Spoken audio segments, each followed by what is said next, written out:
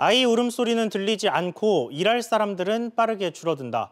고령화 사회의 모습이 우리 사회에 점점 크게 다가오고 있습니다. 지난해 통계를 통해서 우리 사회 모습을 짚어보겠습니다.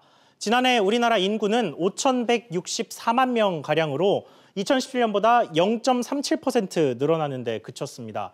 90년대까지만 해도 1%를 넘나드는 성장률을 보시는 것처럼 기록했지만 이제는 0.5%를 넘기는 것도 쉽지 않은 일이 됐습니다.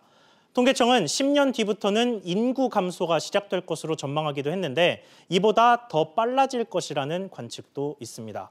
그래도 보시는 것처럼 아직까지 인구는 꾸준히 늘고 있지만 문제는 경제의 허리를 받쳐야 하는 15세부터 64세, 소위 생산 연령 인구가 계속 줄어들고 있다는 겁니다. 지난 2016년과 2017년 사이에는 보시는 것처럼 10,000명 정도 인구가 줄었는데 지난해에는 3,750만 명대까지 떨어지면서 5만 명가량 줄어들었습니다. 생산 연령 인구가 줄어드는 속도가 가팔라지고 있다는 얘기입니다. 결국은 저출산이 근본적인 원인인데 아이를 낳지 않는다고만 하기에는 사정이 조금 달랐습니다. 다른 통계 하나 보시겠습니다.